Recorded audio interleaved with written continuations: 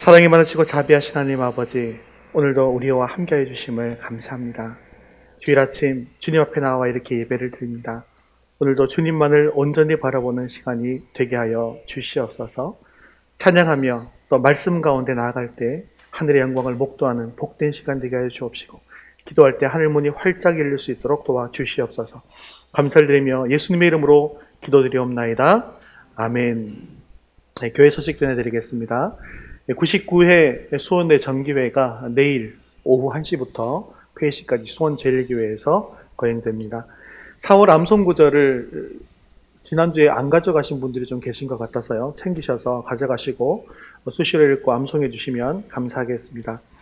드라마 바이블 성경 읽기 요즘 계속 잘 하고 계신지 모르겠습니다. 지금 거의 이제 4분의 1 정도가 지나가고 있습니다. 지금 지난주 이번 주에서 계속해서 소선지서가 쭉 막 엄청나게 지금 지나가고 있거든요. 그래서 여러분 드라마 바이블도 계속해서 읽어주시면 좋겠습니다. 53에서 56회분입니다. 우리 4월 암송구절 한 목소리로 같이 읽겠습니다. 새로운 삶 교재 마태복음 18장 20절 말씀. 두세 사람이 내 이름으로 모인 곳에는 나도 그들 중에 있느니라. 마태복음 18장 20절 말씀. 아멘. 이제 우리의 시선을 하나님께로 올려드리겠습니다. 주기도문 하시겠습니다. 하늘에 계신 우리 아버지여, 이름이 거룩히 여김을 받으시오며 나라의 임하옵시며 뜻이 하늘에서 이룬 것 같이 땅에서도 이루어지이다. 오늘날 우리에게 일용할 양식을 주옵시고, 우리가 우리에게 죄 지은 자를 사하여 준 것 같이 우리 죄를 사하여 주옵시고, 우리를 시험에 들게 하지 마옵시고 다만 악에서 구하옵소서. 대개 나라와 권세와 영광이 아버지께 영원히 있사옵나이다. 아멘. 오늘도 우리의 찬양과 영광을 받으실 하나님께 기쁨으로 찬양드리겠습니다. 찬송가 91장 슬픈 마음 있는 사람 함께 찬양드리겠습니다. 같이 슬픈 마음 있는 사람, 슬픈 마음 있는 사람, 예수 이름 믿으며 영원토록 변함없는 기쁨 받으세요. 슬픈 마음 있는 사람, 예수 이름 믿으며 영원토록 변함없는 기쁜 마음 얻으리. 예수의 이름은 세상의 소망이요, 예수의 이름은 천국의 꿈일세. 준비하신 주의 일, 우리 기쁨 되도다. 주의 품에 안길 때에 기뻐 찬송 부르리. 준비하신 주의 일, 우리 기쁨 되도다. 주의 품에 안길 때에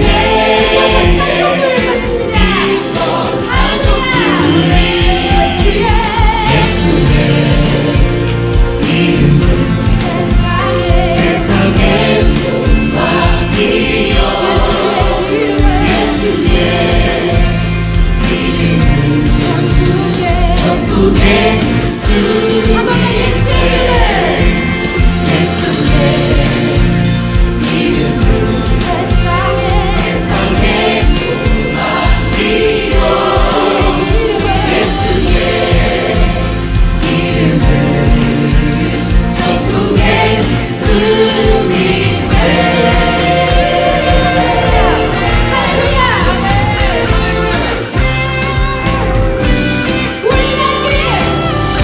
우리 갈 길 나간 후 보좌 앞에 나아가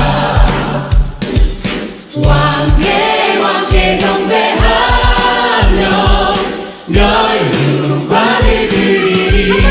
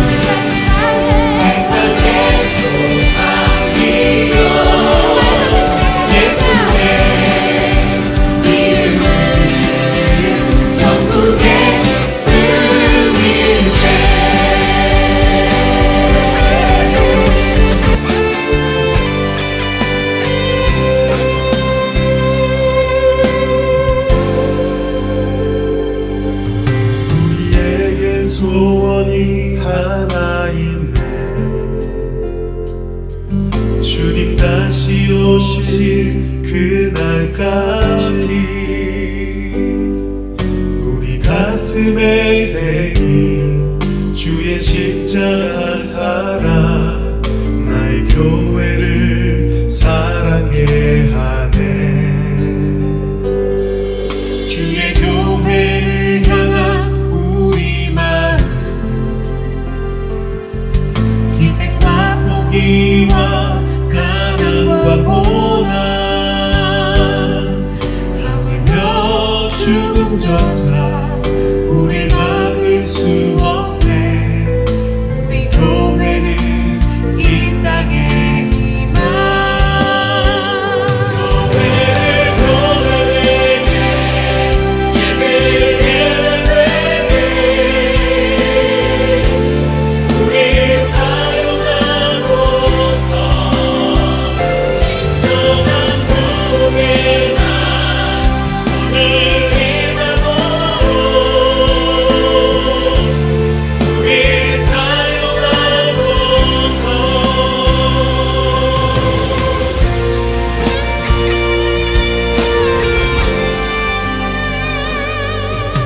우리에게 소원이 하나 있네.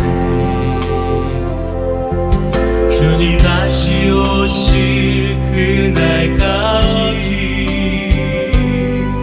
우리 가슴에 새긴 주의 십자가 사랑, 나의 교회를 사랑해 하네.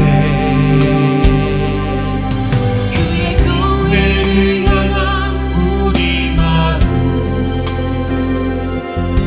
희생과 포기와 가난과 고난, 하물며 죽음조차 우릴 막을 수 없네. 우리 교회는 이 땅의 희망.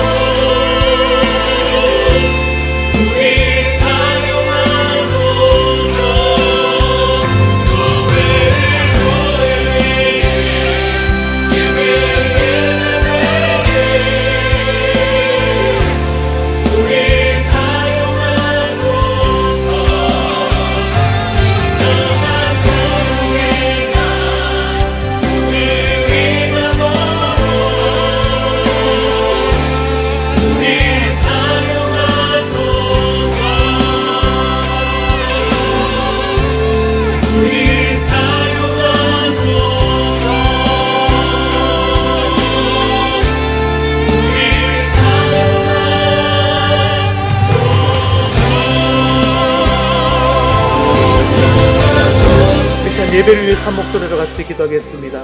오늘 우리 예배 가운데 충만하게 임하여 주셔서 우리 예배를 기뻐 받아 주시옵소서. 오늘도 주님의 음성을 듣기를 원합니다. 말씀을 통하여 주님의 뜻을 이루어갈 결단과 능력이 있게 해달라고 한 목소리로 같이 기도하신 후에 양진성 집사님 대표로 기도하시겠습니다.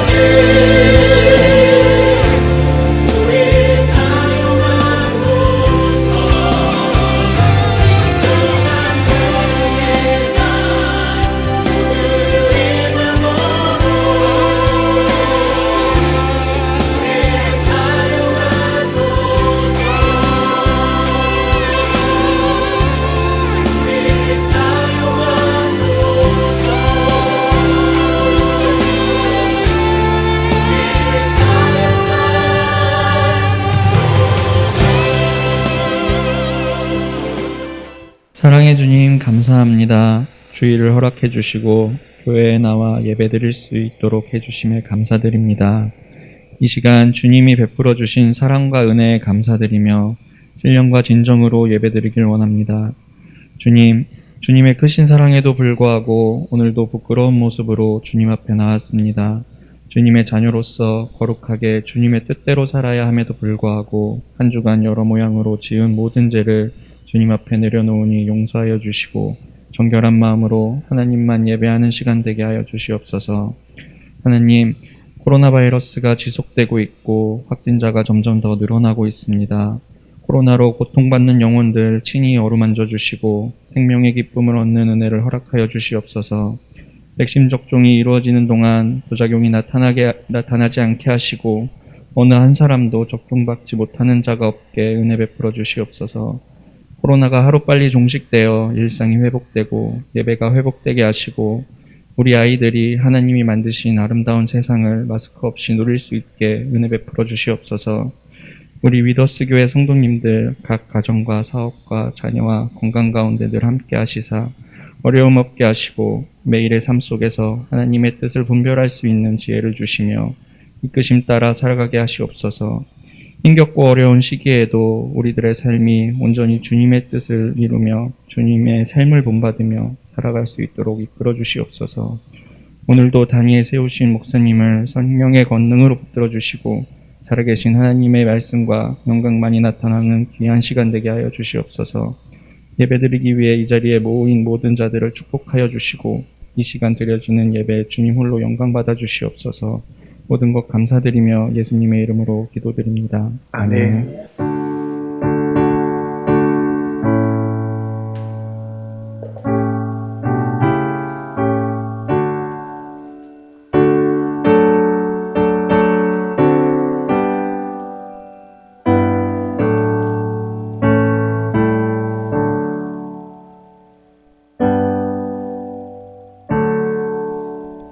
오늘 주신 하나님 말씀은 요한복음 20장 19절에서 21절까지 말씀입니다.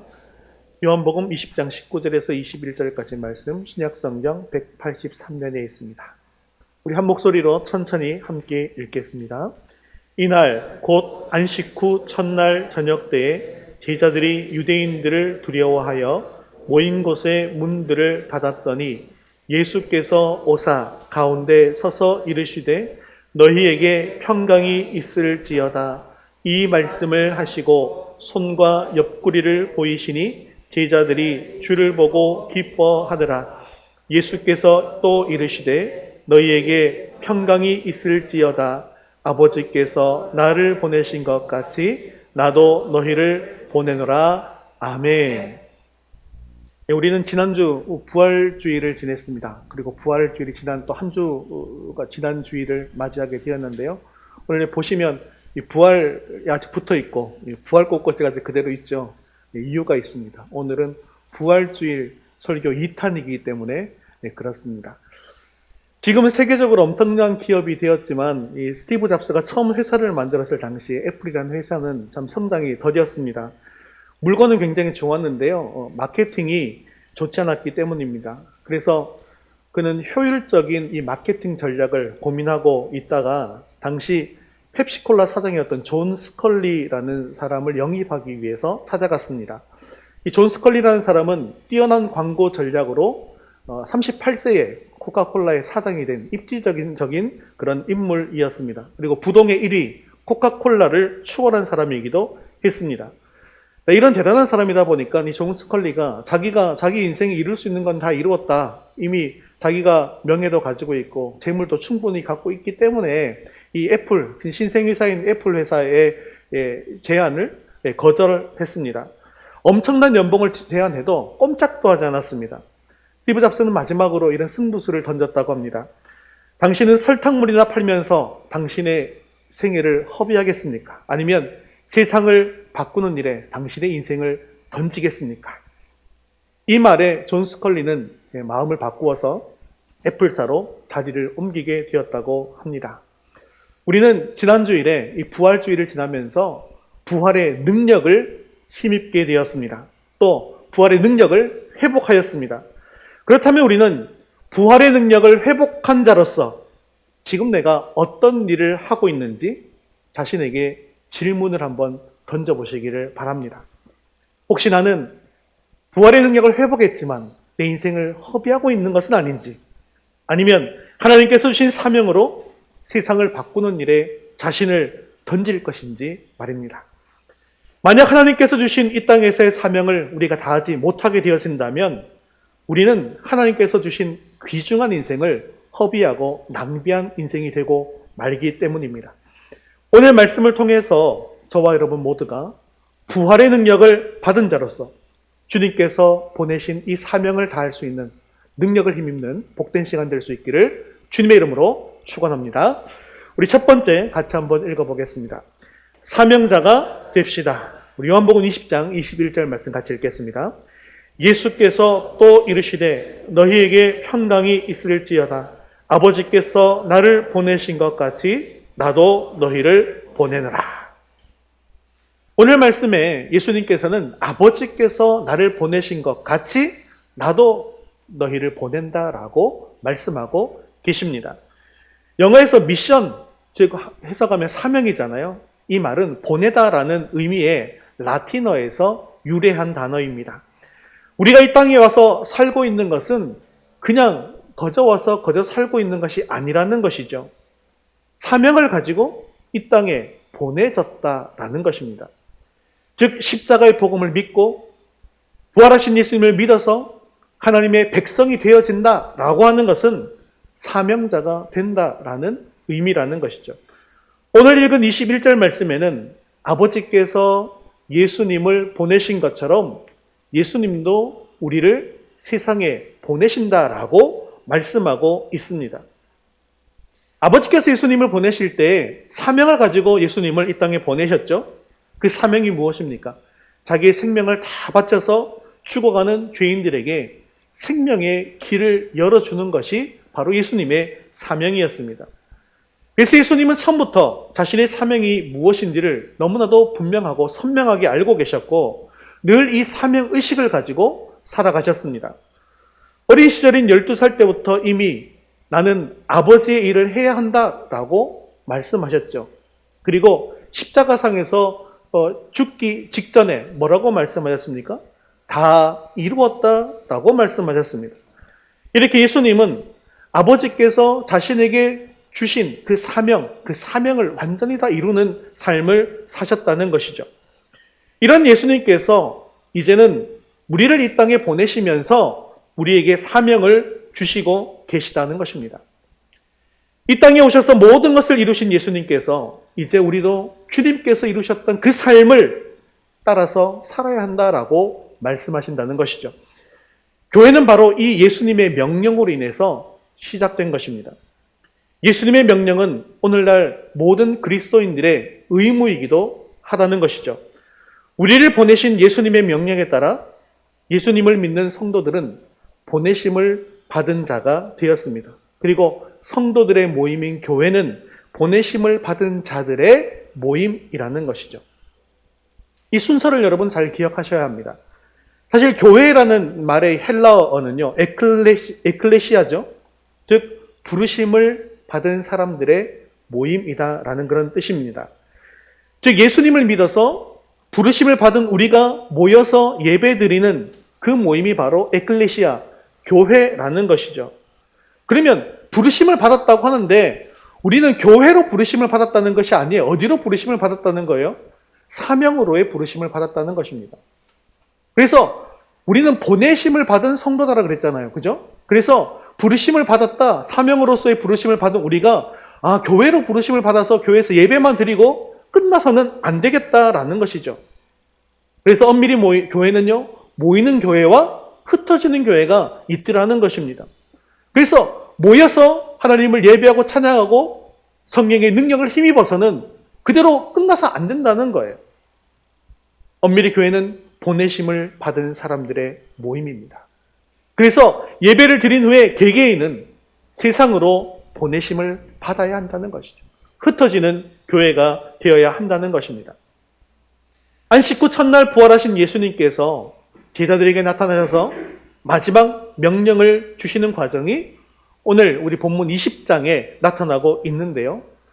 아침 일찍 베드로와 또 한 제자는 비어있는 무덤 그리고 벗어놓은 세마포를 직접 보았습니다. 막달라 마리아는 부활하신 예수님을 직접 보았고요. 그리고 그 사실을 제자들에게도 알렸습니다. 이렇게 제자들이 부활하신 예수님에 대한 소식을 들었음에도 불구하고 저녁이 되어도 제자들은 여전히 불안했습니다. 우리 19절 중반절 말씀 함께 읽겠습니다. 제자들이 유대인들을 두려워하여 모인 곳에 문들을 닫았더니, 예수님은 부활하셨는데 제자들은 여전히 무섭고 두려워서 문을 꽁꽁 닫고 있었다는 것이죠. 왜 그랬을까요? 예수님께서 부활하셨어도 세상은 변한 것이 아무것도 없었기 때문입니다. 예수님을 못 박았던 지도자들은 그대로 있었고요. 그리고 로마 통치자와 군인들도 그대로 있었습니다. 그래서 그들은 무서워서 떨고 있었습니다. 그런 제자들에게 예수님께서 나타나셔서 19절, 21절에 두 번이나 너희에게 평강이 있을지어다 라고 말씀하시면서 평강을 선언해 주셨습니다. 부활하신 예수님을 직접 만나서 이 평강의 인사를 들은 제자들은 너무나도 기뻤습니다. 그런데 그 기쁨은 잠시뿐, 그 뒤에 이어지는 예수님의 말씀은 기뻐하던 제자들에게 찬물을 끼얹는 그런 말씀이었습니다. 우리 21절 하반절 다시 한번 읽겠습니다. 아버지께서 나를 보내신 것 같이 나도 너희를 보내노라. 아멘. 두려워서 떨고 있었는데 평강을 선포하는 예수님을 만나고 난 뒤에 다시 제자들에게 어떤 소망이 있었을 거예요. 아, 죽은 줄 알았던 예수님이 말씀대로 다시 살아나셨구나. 이제는 우리 세상에 왔구나. 이제는 저 로마를 싹 쓸어버리고 우리 세상이 펼쳐지겠구나 라고 생각을 했는데 예수님께서 하시는 말씀은 무엇입니까? 아버지께서 나를 보내신 것 같이 나도 너희를 보내겠다라고 말씀하시는 거예요. 아버지께서 보내신 예수님의 사명이 무엇인지를 제자들이 자기 두 눈으로 목도했지 않습니까?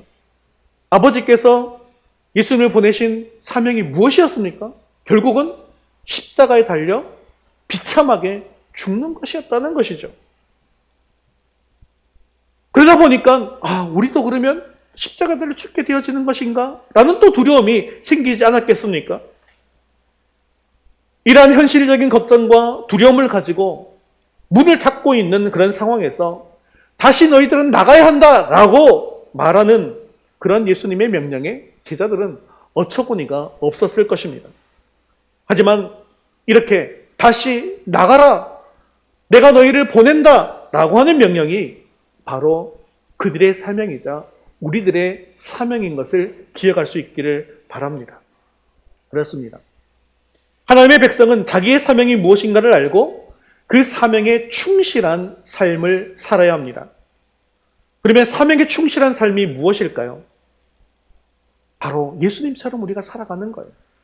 우리의 삶이 예수님의 손이 되고 예수님의 발이 되고 예수님의 입이 되어지는 것입니다. 예수님께서 하시려는 일을 우리가 하는 것이죠. 예수님께서 가고자 하시는 그곳에 우리도 가고 예수님께서 하시고자 하는 말씀을 우리 입으로 전해야 하는 것입니다. 이 사명에 충실한 삶의 자세의 고백이 무엇인가 같이 한번 읽어보겠습니다. 시작. 나는 예수님의 손이 되고 발이 되고 눈이 되고 입이 되겠습니다.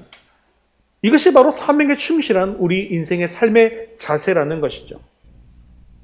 예수님의 손과 발이 된다는 것은 무슨 의미일까요? 예수님께서 하셨던 일, 예수님께서 하실 일, 그 일을 하는 사람이 되어지는 것입니다. 우리가 사명을 아는 사람이라면 내가 주님의 손과 발이 되어서 주님을 위한 삶을 사는 자가 되어지는 것을 말씀하는 것이죠. 죽은 줄 알았던 예수님께서 살아 돌아오셨습니다. 너무나도 기쁩니다. 하지만 부활하신 예수님께서는 제자들과 다시 만난 기쁨을 계속해서 나누기보다는 그들을 다시 고난의 길, 죽음의 길로 보내신다고 하셨습니다. 왜 그러셨을까요? 그 이유는 너무나도 분명합니다. 이 부활하신 예수님의 이 복음의 소식은 지금 문을 꽁꽁 닫고 있는 제자들의 것만이 아니었기 때문입니다. 이 복음은 세상에 널리 전해져서 세상 사람들을 구해야 되는 복된 소식이었기 때문입니다. 그러므로 너희들은 여기에 있지 말고, 여기에 모여 있지 말고 나가서 전해라 라고 말씀하시는 것이죠. 이제는 행동을 시작하라는 것입니다. 그렇습니다. 시작하는 것이 굉장히 중요합니다. 무엇인가를 잘하기 위해서 처음부터 잘하는 것은 아니죠. 처음에는 잘 못할 수 있습니다. 하지만 그렇게 시작하다 보면, 한 번, 두 번 하다 보면 이제 익숙해지고 잘하는 자신의 모습을 발견하게 되어집니다. 주님께서 우리에게 주신 이 복음의 능력도, 또 복음의 사명도 마찬가지입니다. 일단 그냥 시작해야 합니다. 나의 속에 계시는 성령의 능력을 의지하고 성령의 능력을 믿고 그대로 나아가서 행하는 것이죠. 입을 열고 그들 앞에 나아가야 하는 것입니다. 운전면허 취득자의 65%는 이른바 운전을 하지 않는 장롱면허라고 합니다. 면허를 따고 운전을 하지 않는 데에는 여러 가지 이유가 있겠지만, 대체적으로는 초보 때 운전을 한번 해봤는데 도저히 운전을 못하겠다, 나는 운전에 자신이 없어 라고 생각해서 겁이 나서 운전을 기피하게 되면 결국 그것이 장롱면허가 되고 만다고 합니다. 예수님께서는 지금 이 시간 너희를 내가 보낸다라고 말씀하셨어요. 그냥 우리에게 무슨 면허증을 주신 거예요. 어떤 면허증을 주신 것입니까? 사명을 위한 면허증, 전도를 위한 면허증을 우리에게 주신 것이에요. 그런데 우리가 나가는 것이 두렵다, 우리가 말하는 것이 두렵다라고 문을 닫고 예배 드리는 데만 만족하고 있으면 우리가 뭐가 된다는 거예요? 전도 장롱면허가 되고 만다는 것을 기억하십시오. 성경에 보면 많은 사람들이 예수님을 직접 만났습니다. 예수님을 만나서 새 삶을 얻은 사람들이 복음서에만 한 40명 정도가 기록되어져 있는데요. 그 중에서 34명은 친구나 다른 사람들의 도움으로 예수님을 만났다는 것이죠. 예수님을 만나는 일은 이렇게 우리들이 전도라는 방법을 통하여서 그들을 도와야만 한다는 것입니다. 그래서 우리는 기회 있을 때마다, 때를 얻든지 아니었든지, 그들이 듣든지 아니 듣든지 상관없이 복음을 전해야 한다는 것이죠. 그런데요, 운전면허증을 가지고 운전하지 않는다, 장롱면허가 되었다고 해서 잡아가지는 않죠. 그런데 야고보서 4장 17절 말씀을 보시면 상당히 두려운 말씀이 있습니다. 같이 한번 읽어보겠습니다. 그러므로 사람이 선을 행할 줄 알고도 행하지 아니하면 죄니라. 안 무섭습니까, 이 말? 내가 보냄을 받은 자라면, 보냄을 받은 자로서 사명을 받은 자라면 해야 할 일을 알고도 행하지 않아서는 안 된다는 거예요. 그래서 교회를 위해서, 복음을 위해서 내가 지금 무엇을 할 수 있는가라는 것을 생각해 보아야 한다는 것입니다. 우리가 부활의 능력을 회복했다면 우리는 사명의 능력도 회복해야 한다는 것이죠. 예수님은 바로 나를 세상에 보내셨습니다. 그리고 복음을 전하라고 명령하셨습니다. 이제 우리는 이 일을 미루지 말아야 합니다. 하나님께서 예수 그리스도를 우리에게 보내신 것처럼 예수님은 우리를 세상에 보내셨습니다. 나를 위해 죽으시고 부활하신 예수님을 전하는 것은 특별한 사람만이 하는 일이 아닙니다. 지금 이 자리에 있는 우리들이 보내심을 받은 그 자리에서 그 사명을 감당하기만 하면 되는 것입니다. 나를 보내신 우리 가정에서 복음을 전하십시오. 나를 보내신 직장과 직업을 통해서 복음을 전하십시오. 학교에서 복음을 전하십시오. 또 여러 가지 내 삶에 펼쳐진 상황을 통하여서 복음을 전하시기를 바랍니다. 그러기 위해서 주님께서 보내신 그곳, 내가 지금 있는 그곳에서 항상 예수님께서 나를 보내셨다라는 그 사명의식을 가지고 예수님처럼 말하고 예수님처럼 행동하고 그리스도의 향기를 풍기면서 사시면 된다는 것이죠. 근데 이렇게 하는 일이 무엇입니까? 지금 우리 부활주일 때문에 잠시 멈춰 있지만 우리가 지금 하고 있는 산상수훈. 산상수훈의 말씀을 행하면 되는 것이죠. 그것이 바로 빛을 드러내는 삶이고 그것이 바로 선을 행하는 것 아니겠습니까? 여러분의 학교나 직장은 단지 공부만 하기 위해서 돈을 벌기 위해서 가는 것이 아닙니다. 학교와 직장은요, 우리들의 사역지입니다. 사역하라고, 사명을 감당하라고 주님께서 우리를 보내신 곳이라는 것이죠. 그래서 여러분들은 학교 생활도 직장 생활도 사명감을 가지고 하셔야 합니다. 하나님께서 보내신 사역지라고 생각하고 하나님의 영광을 위해서 최선을 다하는 삶을 사는 것이죠. 그래서 우리 모두가 하나님 앞에 설 때에 하나님, 제가 보내신 사명을 잘 감당하고 왔습니다 라고 당당하게 말할 수 있게 되어지기를 바랍니다. 이렇게 마지막 날에 주님께서 주신 사명을 온전히 이룬 인생, 그 인생이야말로 아름다운 인생입니다. 여러분 모두 주님의 사명을 온전히 이루고 마지막 날에 예수님처럼 다 이루었습니다 라고 고백할 수 있는 저와 여러분 될 수 있기를 주님의 이름으로 축원합니다. 두 번째 같이 읽겠습니다. 사명을 이루는 삶. 자, 그렇다면 우리가 이 사명을 이루기 위해서 어떤 자세로 살아가야 하겠습니까? 사도행전 20장 24절 말씀 같이 읽겠습니다. 내가 달려갈 길과 주 예수께 받은 사명 곧 하나님의 은혜의 복음을 증언하는 일을 마치려 하면은 나의 생명조차 조금도 귀한 것으로 여기지 아니하노라. 아멘. 자, 이 고백은 누구의 고백일까요? 사도 바울의 고백입니다. 복음을 증언하는 일을 마치려 하면은 나의 생명조차 조금도 귀한 것으로 여기지 않는다라고 고백하고 있습니다. 바로 이런 자세가 사명을 받은 자로서 그 사명을 이루려는 우리들의 자세가 되어야 한다는 것이죠. 전도와 선교가 하나님께서 주신 인생의 목적이라고 한다면 이것을 이루기 위해서 나의 생명까지도 드리고자 하는 그런 삶을 살아야 한다는 것이죠. 우리나라 최초의 선교사는 토마스 선교사님입니다. 토마스 선교사님이 처음 이 땅에 오셔서 선교를 감당하는 단 한 가지 일이 있었는데 그것은 바로 이 땅에 오시자마자 바로 죽는 일이었습니다. 영국에서 배를 타고 몇 달 동안 고생하면서 기껏 조선까지 왔는데 고작 한 일이라고 한 것은 땅을 밟자마자 죽는 일이었습니다. 그때 죽으면서 전한 것이 있었는데 그것은 바로 성경책 3권이었고 그것이 그의 선교사에게 전부였습니다. 하지만 그의 이 땅에서 흘린 그 피, 이 땅에 묻힌 그 한 알의 밀알이 결국 지금 이렇게 대한민국이 기독교인들이 많은 이런 국가가 되었다라는 것이죠. 그런데 이렇게 마귀는요, 우리가 하나님의 자녀들이 사명을 이루고 복음을 전하는 것 굉장히 싫어합니다. 그래서 이것을 방해하는 가장 강력한 방법이 바로 그를 죽이는 것이죠. 마귀는 이렇게 처참하게 죽여버리면 아무도 다시 오지 못할 것이라고 생각했을 것입니다. 그런데 우리는 어떤 신앙을 가지고 있는 사람입니까? 우리는 부활의 신앙을 가진 사람들이잖아요. 부활의 신앙을 가진 사람들은 또 어떤 신앙을 가진 것입니까?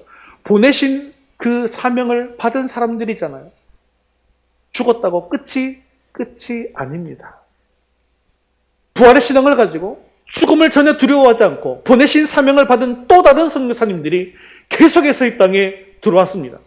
그들이 목숨을 걸고 들어와서 교회를 세우고 병원을 세우고 학교를 세우고 그렇게 해서 이 땅에 하나님의 나라가 세워질 수 있었던 것입니다. 여러분, 전도가 쉽습니까? 어렵습니까? 쉽지 않죠. 어렵습니다. 그런데 우리가 아까 드린 찬양에 이런 가사가 나옵니다. 희생과 포기와 가난과 고난 하물며 죽음조차 우릴 막을 수 없네. 주의 교회는 이 땅의 희망. 이것이 바로 교회의 모습입니다. 전도가 어려운 이유는요, 내가 죽으려고 하지 않기 때문입니다. 희생과 포기와 가난과 고난, 그리고 죽음의 길을 우리가 가려고 하지 않기 때문이라는 것이죠. 그런데 이 땅에 복음을 전하기 위해 오신 선교사님들은 자신의 모든 것을 포기하고 조선을 위해서 참고 희생하고 그리고 생명을 버리면서까지 복음을 전했습니다. 양화진에 가보면 죽음을 무릅쓰고 복음을 전하신 선교사님들의 묘지가 있죠. 그 선교사님들의 묘비 중에 한 2가지 정도만 제가 소개해 드리겠습니다. 헐버트 선교사님과 겐드릭 선교사님인데요. 뭐라고 되어 있는지 우리 헐버트 선교사님부터 한번 읽어볼까요? 나는 웨스터민스터 성당보다도 한국 땅에 묻히기를 원하노라. 겐드릭 선교사님이요. 나에게 1000개의 생명이 주어진다 해도 그 모두를 한국에 바치리라. 선교사님들은 당시 이 조선에서 복음을 전하면서 절망적인 상황이 펼쳐짐에도 불구하고 기도를 심고 복음의 씨앗을 심었습니다. 막막한 상황 속에서 언더우드 선교사님께서는 이 땅에 이런 기도를 심으셨는데요. 제가 한번 읽어드리겠습니다. 주여, 지금은 아무것도 보이지 않습니다. 주님, 메마르고 가난한 땅, 나무 한 그루 시원하게 자라오르지 못하고 있는 땅에 저희들을 옮겨와 심으셨습니다. 지금은 우리가 황무지 위에 맨손으로 서 있는 것 같사오나 지금은 우리가 서양 귀신 양귀자라고 손가락질 받고 있사오나 저희들이 우리 영혼과 하나인 것을 깨닫고 하늘나라의 한 백성, 한 자녀임을 알고 눈물로 기뻐할 날이 있음을 믿나이다. 지금은 예배드릴 예배당도 없고 학교도 없고 그저 경계의 의심과 멸시와 천대함이 가득한 곳이지만 이곳이 머지않아 은총의 땅이 되리라는 것을 믿습니다. 주여, 오직 제 믿음을 붙잡아 주소서. 세상을 살다 보면 우리가 놓치지 말아야 할 정말 많은 기회들이 있습니다. 공부할 수 있는 기회, 사랑할 수 있는 기회, 성공할 수 있는 기회 등을 만나게 되어집니다. 그리고 이 기회를 놓치면 우리가 땅을 치면서 후회하곤 하죠. 그래서 대부분 성공할 수 있는 기회가 왔다면 모든 우선순위를 여기에 두고 살아갑니다. 요즘은 집 사는 데 있어서 뭐까지 합니까? 아예 영혼까지 끌어들인다고 하잖아요. 그거에 그냥 자기의 우선순위를 두는 거예요. 내가 이게 성공할 수 있다라고 생각하면 거기에 모든 것을 바치는 것이죠. 하지만요, 믿는 자들이 구원의 신앙을 회복하고 보내심의 사명을 회복한 믿는 그리스도인들이 놓치지 말아야 할 기회가 있습니다. 그 기회는 바로 영혼을 구원할 수 있는 기회입니다. 그래서 정말 영혼을 구원할 수 있는 기회라고 생각되어진다면 우리의 모든 우선순위와 우리의 모든 역량을 영혼 구원에 바쳐야 한다는 것이죠. 이렇게 사는 삶이 바로 전도에 목숨을 거는 삶입니다. 전도에 목숨을 건다라는 것이 바로 내 삶의 최우선순위를 여기에 두는 것이다 라는 것이죠. 이런 삶을 살아갈 때 여러분은 주님께서 우리를 이 땅에 보내신 사명을 온전히 감당하는 삶을 살게 되어지는 것입니다. 이런 삶을 살기 위해서 우리는 영혼을 바라보는 눈빛부터가 달라져야 합니다. 지금 이 기회를 놓치면 영원히 저 영혼에게 복음을 전할 수 없을지도 모른다라는 그런 생각을 가져야만 한다는 것이죠. 로마서 10장 14절에 이렇게 말씀하고 있습니다. 그런즉 저희가 믿지 아니하는 일을 어찌 부르리요? 듣지도 못한 일을 어찌 믿으리요?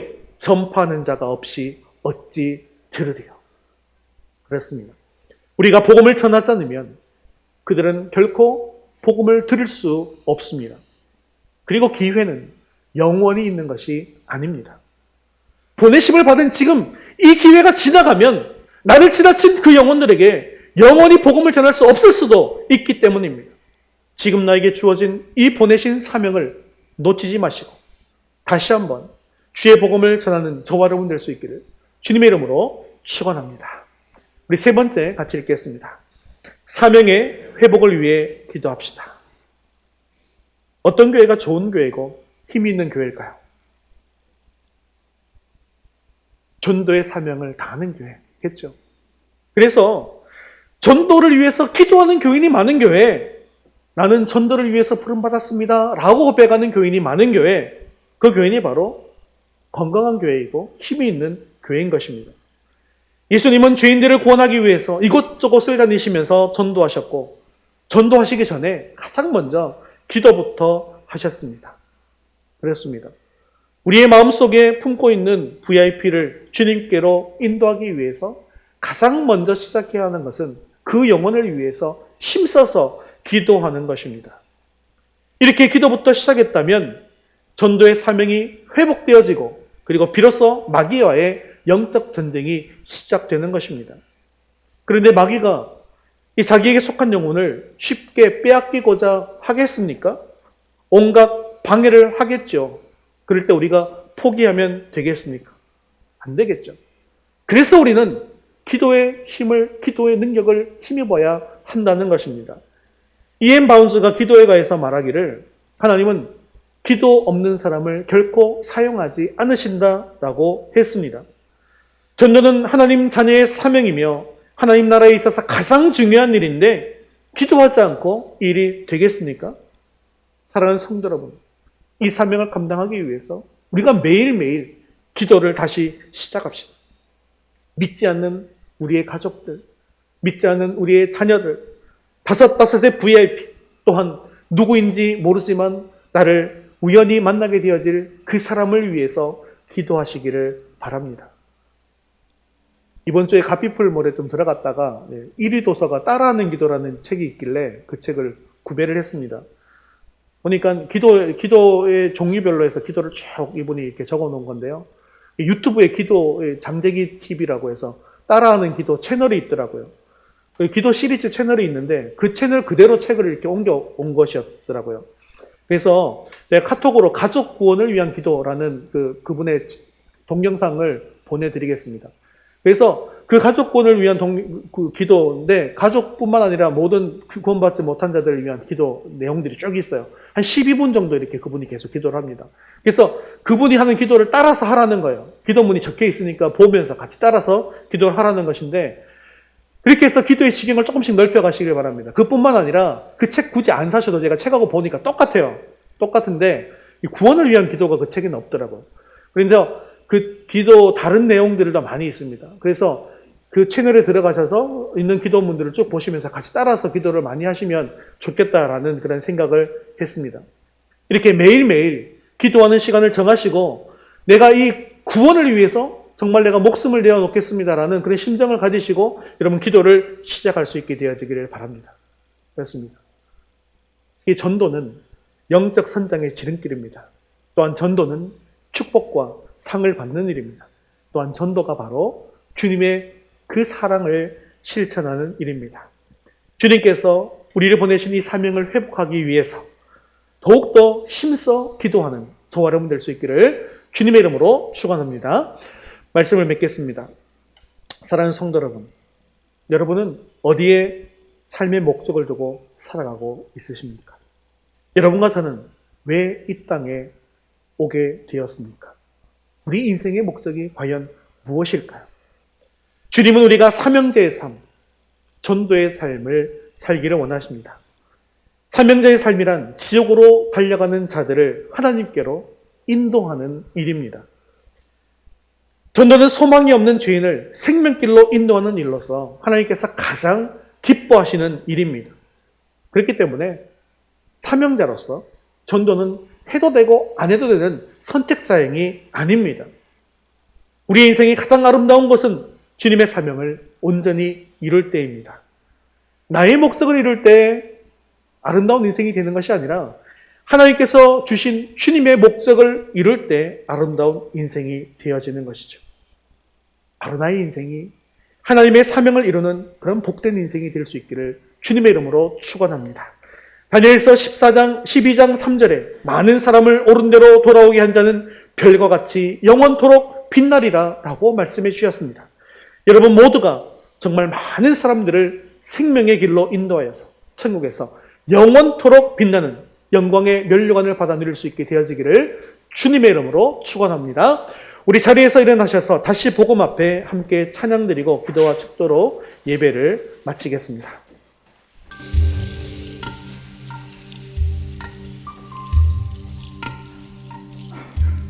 많은 일을 말하고 많은 일을 노래는 하지만 정작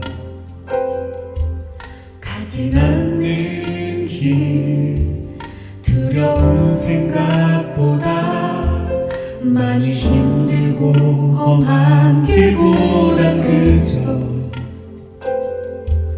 말로만 가려기에 점점 멀어져만 가는 내게 생명 주었던 그 길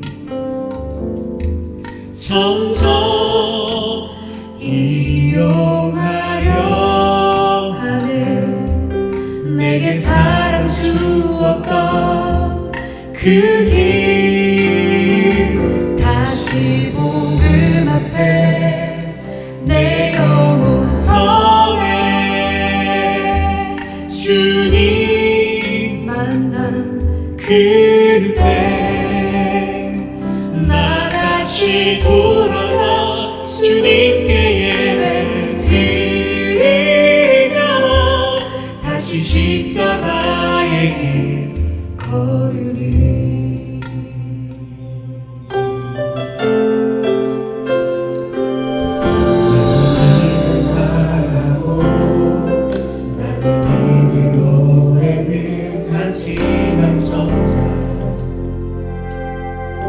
가진 않는 길 두려운 생각보다 많이 힘들고 험한 길보단 그저 발로만 가려 길 점점 멀어져만 가네. 내게 생명 주었던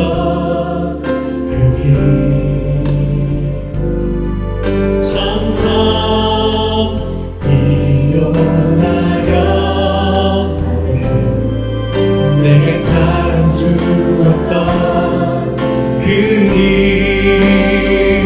다시 복음 앞에 내 영혼 성에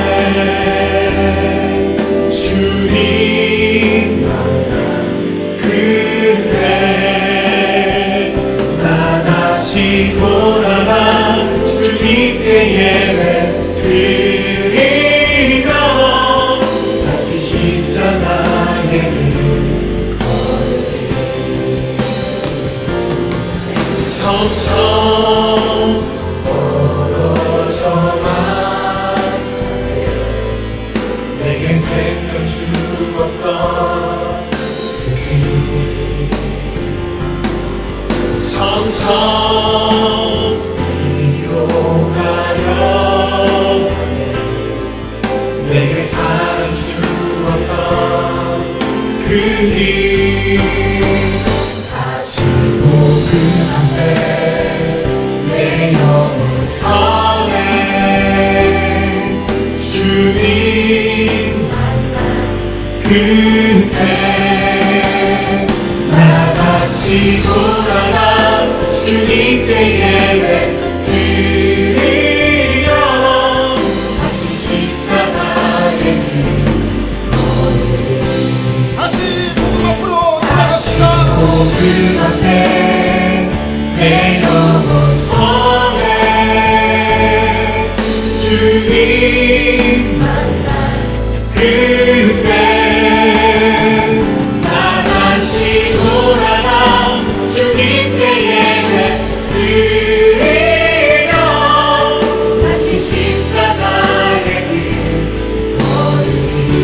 다시 복음 앞에 다시 복음 앞에 내 영혼 성에 주님 만난 그때 나 다시 돌아가 주님께 예배드리며 다시 십자가의 길 걸으리. 이 시간 우리 말씀 붙들고 한 목소리 같이 기도하겠습니다. 주님께서 우리를 이 땅에 보내신 사명을 회복하게 해 주셨습니다. 인생의 목적을 주님께서 보내신 사명을 이루어갈 수 있는 저희 모두가 되게 해달라고 기도하시고 영혼 구원의 사명을 위해 더욱더 뜨겁게 기도하게 하시고 기도를 통해 믿지 않는 자들의 마음이 움직이게 하옵소서. 영혼 구원의 열정이 우리를 가운데 불같이 일어나게 하시고 구원하시기로 작정한 사람들을 우리 교회에 보내달라고 우리 한 목소리로 같이 말씀 붙들고 기도하겠습니다. 다시 복음 앞으로 나아갑시다. 내 영혼 성에 주님 만난 그때 나 다시 돌아가 주님께 예배드리며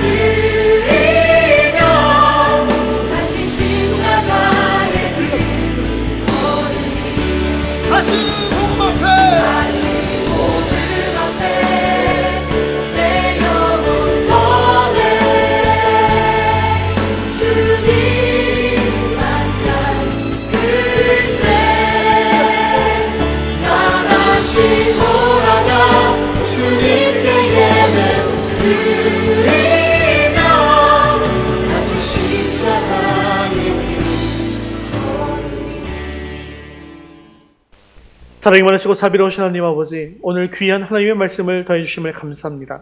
우리 주님께서는 아버지께서 나를 보내심 같이 나도 너희를 보내노라고 말씀하시면서 이 땅에 우리를 보내셨습니다. 우리가 이 땅에 살면서 주님께서 주신 그 사명을 온전히 이루어가게 하여 주시옵소서. 우리가 있는 그곳이 주님의 사명지가 되기를 원합니다. 사명자로서 우리가 주님의 손과 발이 되어서 주님께서 행하고자 하는 일을 행하게 하시고 주님께서 말씀하시고자 하는 말들을 하게 하여 주시옵소서. 우리가 영혼 구원에 정말 본질적인 사명에 더욱 집중하는 교회가 될 수 있도록 인도해 주시옵시고, 때를 얻든지 못 얻든지 그들이 듣든지 안 듣든지 간에 복음 전파의 사명을 끝까지 감당케 하여 주시옵소서. 우리도 이 사명에 목숨을 걸고 복음을 전함으로 많은 사람을 생명의 길로 인도하게 해 주시옵시고, 천국에서 영원토록 별과 같이 빛나는 영광의 면류관을 받아 누리게 하여 주옵소서. 이를 위해서 항상 기도가 끊이지 않는 교회, 찬양이 울려 퍼지는 교회, 말씀의 능력이 살아있는 교회가 되게 하여 주시옵소서. 상하고 지치고 연약한 심령들이 소망을 얻고 새 삶을 얻는 이 땅의 방주가 되게 하여 주옵소서. 은혜가 풍성하신 하나님 아버지, 코로나 바이러스로 인해서 우리 삶이 너무나도 어렵습니다. 이제는 우리를 불쌍히 여겨주셔서 완전히 해결하여 주옵소서. 모든 것들이 예전처럼 회복되는 은혜가 임하게 하여 주옵소서. 사랑하는 우리 모든 성도들이 한 주간 살아갈 때 하루하루를 허투루 보내지 않고 하나님의 뜻대로 온전히 살아가게 하시고, 주님 앞에 모든 것을 내려놓고 기도할 때 내 안에 있는 슬픔과 탄식을 영원한 희락과 기쁨으로 변화시켜 주시옵소서. 우리가 기도를 시작하는 영혼들의 마음을 움직여 주시어서 주님 품 안에 속히 돌아오게 하여 주시옵소서. 특별히 사랑하는 우리 가족들과 우리 자녀들의 마음을 움직여 주셔서 주님을 영접하는 복을 받게 하여 주옵소서. 우리 사랑하는 자녀들에게 믿음과 지혜와 건강을 허락하시고 매일매일 하나님의 뜻대로 살아갈 수 있는 은혜를 허락하여 주시옵소서. 감사를 드리며 예수님의 이름으로 기도드리옵나이다. 아멘. 이제는 우리 주 예수 그리스도의 은혜와 하나님 아버지의 크신 사랑하심과 성령님의 위로 교통하심이, 주님께서 보내신 사명을 온전히 깨달아 복음의 사명을 감당하기를 원하는 사랑하는 모든 성도들 머리머리 위에 지금부터 영원까지 함께 있을지어다. 아멘.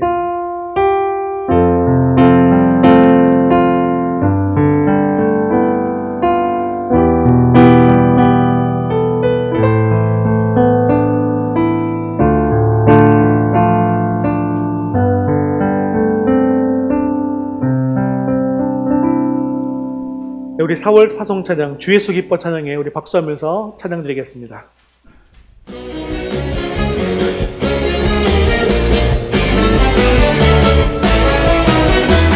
주 예수 기뻐 찬양해, 주 예수 기뻐 찬양해, 주 예수 기뻐 찬양해, 주 예수